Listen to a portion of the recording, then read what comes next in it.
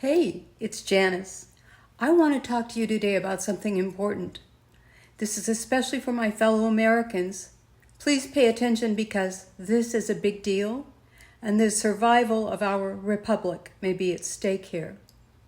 Do you understand what they're talking about on the news when they discuss due process and the separation of powers?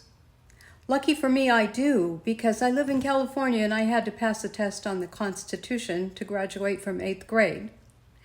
So let me explain it to you. It's really, really simple. So keep watching. If you don't know, you can learn. And if you know, you can back me up and correct me if I have anything wrong. So, due process means just and fair treatment, as well as the right to defend yourself in court. It's in the Fifth Amendment of the Constitution, and it applies to everyone who's in this country, regardless of immigration status.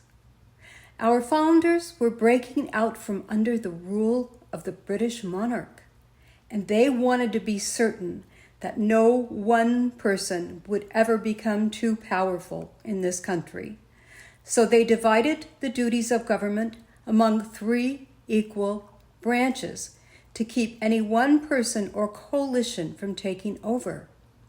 That's the division of powers. The job of passing laws belongs to the legislative branch. Our system mirrors the British by featuring an upper house and a lower house. The upper is called the Senate. It has 2 representatives from each state. The lower house of representatives gives each state proportional representation based on population.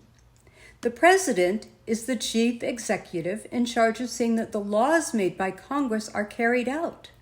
Presidents serve 4 years with a 2-term limit. The executive branch includes the vice president and the heads of the various bureaus and departments that oversee different aspects of national life, such as education, commerce, transportation, agriculture, environment, etc. The third branch is the judicial. There are local, state, and federal courts. The Supreme Court is the highest federal court, and they have the last word. Their job is to test every case against the original language of the Constitution, what they think our founders intended, and what cultural changes affect its interpretation. It sounded to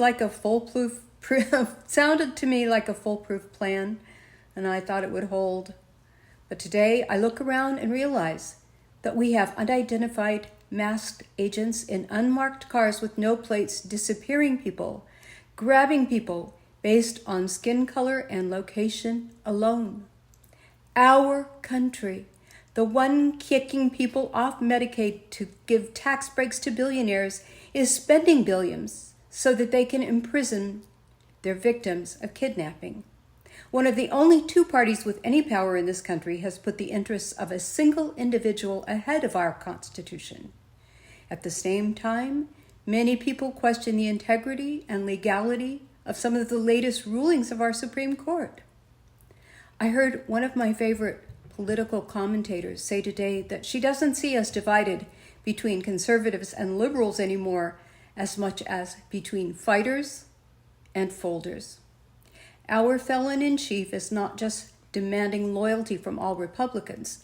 Now he's demanding payment and intellectual concessions from private universities, as well as the right to censor the information exhibited in museums. He's rewriting history to fit his political agenda. I happen to think the development of democracy was part of human evolution.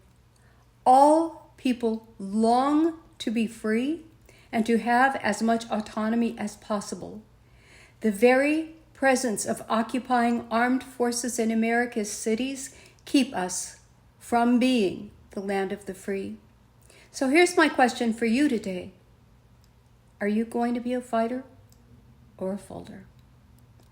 Talk to you later. This is Janice.